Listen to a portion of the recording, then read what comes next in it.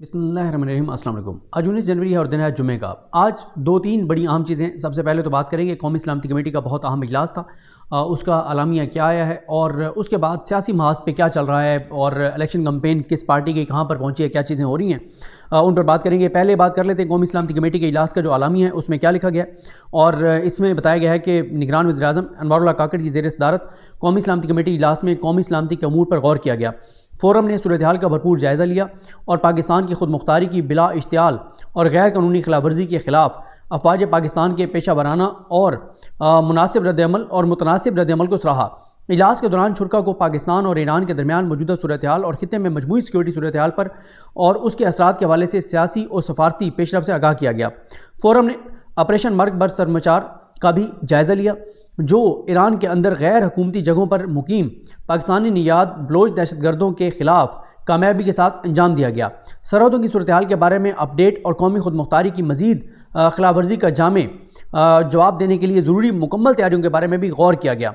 Forum ने इस गैर मुतज़लज़ल अज़म का अयादा किया कि पाकिस्तान की खुद मुख्तारी और इलाकाई सालमियत कतई तौर पर नाकाबिल तस्खीर और मुकद्दस है। किसी की तरफ से किसी भी बहाने उसे पामाल करने की कोशिश का रियासत की पूरी ताकत से जवाब दिया जाएगा। पाकिस्तानी अवाम की सलामती और तहफ़्फ़ुज़ इंतहाई अहमियत का हामिल है और उसे यकीनी बनाने में कोई कसर नहीं छोड़ी जाएगी। इजलास में कहा गया कि ईरान एक हमसाया और बरादर मुस्लिम मुल्क होने के नाते दोनों हमारे जो मुल्क हैं पाकिस्तान और ईरान, इनके दरमियान मौजूदा मुतअद्दिद मवासलाती ज़राए को इलाकाई अमन और इस्तेहकाम के वसीतर मफाद में एक दूसरे के सिक्योरिटी खदशात को दूर करने के लिए बायमी तौर पर इस्तेमाल किया जाना चाहिए। इजलास ने अक़वाम मुत्तहिदा के चार्टर और बैनुल अक़वामी असूलों के मुताबिक तमाम ममालिक की खुद मुख्तारी और इलाकाई सालमियत के लिए पाकिस्तान के अज़म को मुतासिर किया। कमेटी ने इस अज़म का अयादा किया कि दहशत गर्दी की लानत से इसकी तमाम शक्लों और मज़ाहिर में आइनी हाथों से निपटा जाएगा। फ़ोरम ने इस बात पर भी रोशनी डाली कि पाकिस्तान को दहशत गर्दी की इस लानत से किसी भी दूसरे मुल्क से कहीं ज़्यादा नुकसान पहुँचा है। मीटिंग में यह नतीजा भी अख़ज़ किया गया कि अच्छी हमसायगी के तल्लुकात के इनकाद के आलमी असूलों के मुताबिक दोनों ममालिक बाहिमी तौर पर बातचीत और सफारतकारी के ज़रिए छोटी मोटी रुकावटों पर काबू पा सकेंगे और अपने तारीखी तल्लुकात को मज़ीद गहरा करने की राह हमवार करेंगे। इजलास में chairman joint chiefs of staff committee, chief of army staff, chief of naval staff और चीफ ऑफ एयर स्टाफ के समेत इंटेलिजेंस एजेंसीज के सरबराहान ने शिरकत की और इजलास में निगरान वज़ीर दिफा और खारजा अमूर, ख़जाना और इत्तलात भी शरीक थे। ये थी जनाब कौमी सलामती कमेटी का आलामिया और इसमें उसके बाद फिर जो वफाकी काबीना है उसने मंजूरी दी और उसके साथ ये किया गया कि जो सफारती तल्लुकात हैं वो बहाल कर दिए गए हैं जो ईरान है उसके साथ। अच्छा, अब आते हैं दूसरी जो सियासी महाज पे पेश रफ्त है। अच्छा, इसमें एक चीज़ आपको बता दूं, आज इस बात का इंतज़ार था कि अगर हमारी सूरत हाल ज़्यादा कशीदा होती है ईरान के साथ तो इलेक्शन के मुलतवी होने के हवाले से कोई ख़बर कौमी सलामती कमेटी के इजलास में ना आ जाए। दूसरा ये भी था कि इलेक्शन के हवाले से इसमें कोई बात होती है नहीं होती, क्योंकि ज़ाहिर है जब मुल्क की सिक्योरिटी को डिस्कस किया जाएगा तो इस बात को भी शायद डिस्कस किया जाए कि 2,70,000 फौजी जवान जो इलेक्शन कमीशन ने मांगे हैं, लेकिन उसका जिक्र इसमें बहरहाल नहीं है। उसके बाद आ जाए दूसरा सियासी महाज पे सबसे बड़ी पेशरफ तो ये है कि बल्ला छिन जाने के बाद जो सर्वे हुआ है कि एक जायज़ा लेने के लिए, उस सर्वे के मुताबिक पीटीआई बल्ले के साथ जितनी सीटें जीतने जा रही थी उतनी ही सीटें बल्ले के बगैर भी जीतने जा रही है और उसने नून लीग को घुमा के रख दिया है। और क्या यही वजह है कि मियां नवाज शरीफ इस वक्त शदीद परेशान है और हाफिजाबाद के जलसे के बाद लिया का जलसा ना सिर्फ मनसूख हुआ बल्कि मियां नवाज शरीफ आज खानेवाल भी नहीं गए। मुस्लिम लीग नून दावे करती रही कि हम 60 बड़े जलसे करेंगे और 18 जलसों में मियां नवाज शरीफ जाएंगे, लेकिन मियां नवाज शरीफ एक ही जलसे के बाद घर में बैठ गए हैं और मैदान से भाग गए हैं, फरार हो गए हैं और मियां नवाज शरीफ जो है वो आज खानेवाल नहीं गए। मरीम नवाज को रवाना किया, तस्वीर आई, लेकिन मियां नवाज शरीफ नहीं गए। और इस हवाले से हमारे दोस्त हसन रज़ा जो हैं जो डिप्टी ब्यूरो चीफ हैं दुनिया न्यूज़ के, उनका ये कहना है, उनकी खबर ये है कि नून लीग अंदरूनी तौर पर बहुत इख्लाफात का शिकार है और उनका ये कहना है कि इसीलिए शहबाज शरीफ जिन्होंने हाफिजाबाद जाना था वो हाफिजाबाद नहीं गए, हमजा शहबाज भी अपने हल्के से नहीं निकल रहे और चीज़ें बहुत ज़्यादा अंदरूनी खाना ख़राब हैं नून लीग की। और साथ नून लीग के लिए एक नहीं कई चैलेंजेस हैं। अवाम का एक चैलेंज है, अवाम में ये जाने के काबिल नहीं है, अवाम को मुंह दिखाने के काबिल नहीं है। इनके जलसों में जो पेड लोग आते हैं जिनको पैसे दे के लाया जाता है वो बाहर निकल के कहते हैं वोट तो हम इमरान खान को देंगे, ना उस तरह से पब्लिक पुल हो रही है। फिर एक और चीज़ बहुत देखने वाली होती है कि लोगों के अंदर जोश व खरोश कैसा है वो भी नहीं है। और दूसरी तरफ वो तहरीक इंसाफ जिनकी मीडिया पे तो कोई खबर नहीं आती, लेकिन पूरा सोशल मीडिया भरा पड़ा है पूरे पाकिस्तान की ट्रू पिक्चर, असल चेहरा पूरे पाकिस्तान की ग्राउंड रियलिटी का, वो तहरीक इंसाफ की कंपेन के हवाले से वो सोशल मीडिया पर नज़र आ रहा है। और नून लीग के साथ जो कुछ हो रहा है वो भी चीज़ें सोशल मीडिया पर आ रही हैं, और इसलिए जो है वो नून लीग काफ़ी परेशान नज़र आती है। नून लीग के लिए जो है वो बहुत इस वक्त परेशानी का एक सूरत हाल है। आप ये देखें कि हबीब अकरम साहब या बाकी अदनान हैदर साहब या हमारे जो दोस्त ग्राउंड पे गए हैं, हसनैन साहब जो हैं नया पाकिस्तान वाले वो गए हैं, और जितने भी लोग गए हैं, हसनैन रफ़ीक और उस समय जितने भी लोग गए हैं पब्लिक में, जो एंकर्स गए हैं, जो सोशल मीडिया के लोग गए हैं, उसमें अगर आप एक चीज़ नोट करें कि किसी ने भी जाके ये नहीं कहा कि फ़लाँ उम्मीदवार और फ़लाँ उम्मीदवार नहीं, वो कहते थे नून लीग का फ़लाँ उम्मीदवार और PTI का सिर्फ PTI, वो कहते थे PTI। यानी लोगों के लिए ना तो इस वक्त जो है वो मैटर करते हैं कि उम्मीदवार कौन है, ना ही लोगों के लिए ये मैटर करता है कि निशान क्या है, और इसलिए जो है वो ये मैटर नहीं कर रहे दोनों चीज़ें।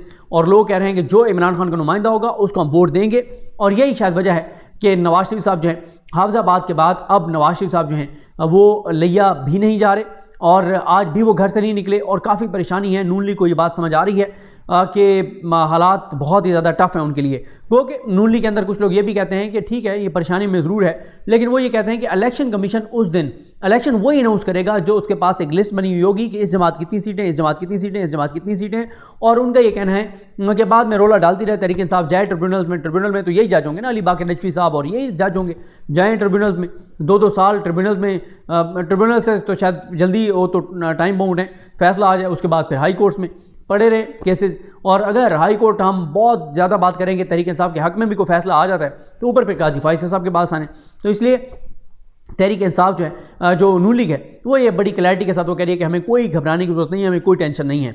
और इसी तरह से बाकी कुछ पॉलिटिकली डेवलपमेंट्स हो रही हैं, उसमें देखें एक तो ये हुआ है कि मैं आपको बताऊं कि कहाँ कहाँ पे हुआ है। ये हमारे दोस्त हैं हुसैन चौधरी साहब, उन्होंने जो लिखा कि NA-17 एबटाबाद से बड़ी खबर, 2 सियासी हरीफ एक हो गए, सरदार महताब अहमद अब्बासी और अमानुल्लाह खान जदून आम इंतखाबात से कबल एक हो गए, साबिक वज़ीर आला और साबिक गवर्नर KP के सरदार महताब जो ज़ाहिर नून लीग का बहुत अहम हिस्सा थे और कई दहाइयों की रफ़ाकत थी, तो सरदार महताब ने एबटाबाद के NA-17 पर PTI के नामजद उम्मीदवार अली खान जदून की हमायत का ऐलान कर दिया। शहरयार महताब ने यह कहा कि हमारा ग्रुप चाहता है कि हम अली खान जदून की हमायत करें, और अपने ग्रुप से मुशावरत के बाद फैसला किया कि NA-17 में अली खान जदून की हमायत की जाएगी। नून लीग के जो उम्मीदवार हैं वो महाबत अमान हैं NA-17 से, और अली खान जदून जो हैं वो गुज़िश्ता इंतखाबात 2018 में भी PTI के MNA रह चुके हैं, और अली खान जदून के वालिद अमानुल्लाह जदून मुशर्रफ दौर में जो है वो वज़ीर पेट्रोलियम रह चुके हैं। और साथ ही बताया गया कि 2008 के आम इंतखाबात में सरदार महताब अब्बासी ने अमानुल्लाह जदून को एबटाबाद शहर की नशिस्त से हराया था। एक तो ये डेवलपमेंट होगी। एक और डेवलपमेंट आपको बता दूं कि फैसलाबाद NA-97 तांदलिया से नून लीग को ये भी बताया गया कि ये बड़ा धचका, और साबिक नून लीगी MNA आयशा रजब बलोच जो हैं उन्होंने PTI के उम्मीदवार सादुल्लाह बलोच के हक़ में इलेक्शन से दस्तबरदार हो गई हैं। आयशा रजब बलोच ने नून लीग की जानिब से टिकट ना मिलने पर NA-97 से आज़ाद हैसियत में इलेक्शन लड़ने का ऐलान किया था। आयशा रजब बलोच के बेटे रोशान रजब ने इलेक्शन से दस्तबरदारी और PTI की हमायत याफ्ता उम्मीदवार की हमायत का ऐलान जो है वो किया है। ये हो गया। इसके अलावा आ जाएँ NA-83 और NA-85, ये एक ही उम्मीदवार यहाँ से थे सादिक अली साहब, उनका इंतकाल हो गया है, जिसकी वजह से इन 2 हलकों में इंतखाबात जो हैं वो मुलतवी कर दिए गए हैं। उसके बाद आ जाएँ जनाब इमरान खान साहब जो हैं उनसे, क्योंकि आजकल सहाफ़ी जो हैं वो जा रहे हैं अडयाला जेल में, और अडयाला जेल में जो सहाफ़ी जा रहे हैं उनसे जो इमरान खान साहब गुफ्तगू कर रहे हैं, ये 3-4 दिन के कुछ आम पॉइंट्स हैं। और वो क्या थे, इमरान खान साहब क्या कह रहे हैं जेल में बैठे हुए। इमरान खान साहब एक तो ये कह रहे हैं सहाफ़ियों से, और ये हुआ ये है कि पहले सहाफ़ियों को नहीं जाने दिया जा रहा था और सिलेक्टेड सहाफ़ियों को भेजा जा रहा था, और जिनके साथ कमिटमेंट थी कि वो बाहर आके कुछ नहीं बताएंगे कि अंदर क्या हुआ है, इमरान खान से भी गुफ्तगू होगी वो भी नहीं बताएंगे, और वो बाहर आके ये बताएंगे कि इमरान खान तो बस गया, मिन्नतें कर रहा है, तरले कर रहा है और बिल्कुल तबाह हो गया, बर्बाद हो गया है, परेशान हो गया है, टूट गया है, ये बातें करें। उन सहाफ़ियों को भेजा जा रहा था। लेकिन उसके बाद जब Islamabad high court reporters association ने इस्लामाबाद हाई कोर्ट से रुजू किया और वो जाने लगे साकिब बशीर साहब और हमारे दीगर दोस्त, तो उसके बाद फैसल खर और ये सब, उसके बाद असद मलिक साहब ख़ास तौर पे डॉन के, मैं अब नाम मुझे कंफर्म नहीं है कि और कौन कौन गया है, लेकिन जब से हमारे ये दोस्त जानने के लगे हैं तो बहुत सी अहम इंफॉर्मेशन जो है वो वायरल आना शुरू हो गई है। एक तो इमरान खान साहब कहते हैं कि आम इंतखाबात के लिए प्लान सी भी तैयार है और वो ऐसा प्लान है जो देखकर सब हैरान रह जाएंगे। इमरान खान कहते हैं कि मैं चाहता हूं कि सैफर केस में गवाहों पर जरा बराह रास्त दिखाई जाए। और वो कहते हैं कि जब अमेरिका में कैपिटल हिल में जब हमला हुआ तो सीसीटीवी कैमरों की मदद से निशानदेही हुई और उस वक्त और इमरान खान कहते हैं कि चंद सौ की बजाय 10,000 से ज़्यादा हमारे कारकुन जो हैं उनको गिरफ्तार किया गया।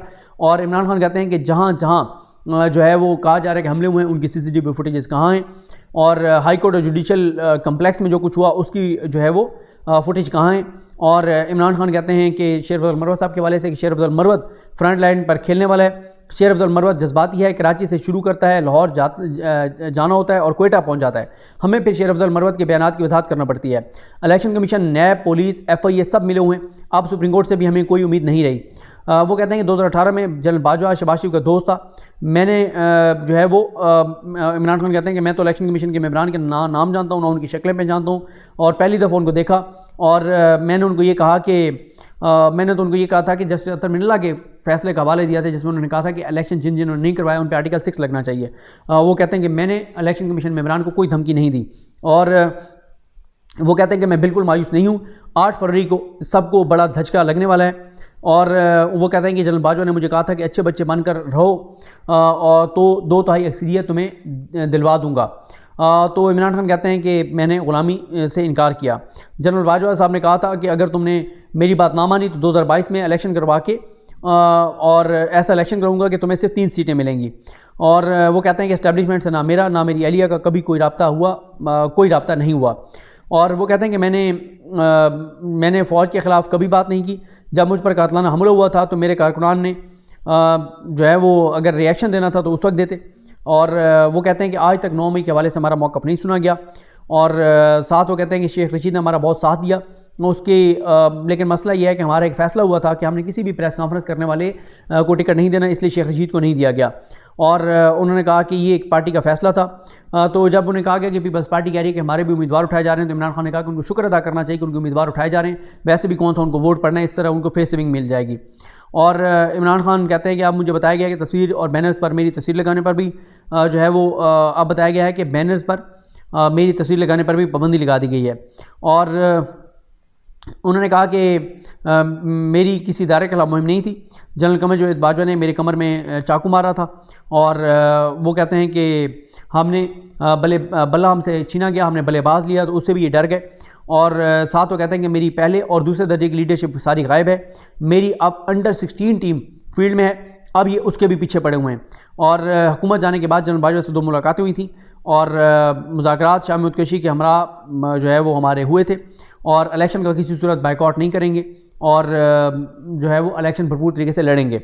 और इसमें इमरान खान साहब से सवाल किया गया क्या आपको इक़्तिदार में, जब ये सवाल किया गया कि आपको इक़्तिदार में इसलिए शायद नहीं आने दिया जा रहा, क्या आप आके इदारों के साथ छेड़छाड़ करेंगे, अदलिया और दीगर इदारों के साथ। तो इमरान खान ने कहा कि मेरा जो पूरा मकसद होगा वो आकर इदारों से लड़ाई नहीं बल्कि मुआशी इस्तेकाम चाहता हूँ और मुल्क की बेहतरी जो है वो मेरी तरजीह है। और वो कहते हैं कि सुप्रीम कोर्ट से दरख्वास्त है कि हमारे 7 माह से पेंडिंग ह्यूमन राइट्स प्रोटेक्शन की दरख्वास्त को टेकअप किया जाए। इंतखाबी निशान ले लिया गया मगर 7 माह से दरख्वास्त समाअत के लिए नहीं लग सकी, यानी बल्ले वाली वो कहते हैं समाअत तो फ़ौरन लगा दी गई लेकिन हमारी और जो दरख्वास्तें, हमारे जो बुनियादी इंसानी हकूक़ की दरख्वास्तें वो टेकअप नहीं की जानी। फिर वो कहते हैं कि तीसरे पारे की आयत नंबर 104 है जिसमें कहा गया है कि खुशहाल मुआशरे अमर बिलमारूफ और नही अनिल मुनकर पर चलते हैं। अगर मुआशरे को खुशहाल देखना चाहते हैं तो इस पर अमल करें। 9वें पारे की आयत नंबर 167 का जिक्र उन्होंने किया कि मुनाफिकीन जो हैं वो बदी के साथ खड़े होते हैं और अच्छाई के ख़िलाफ़ हो जाते हैं।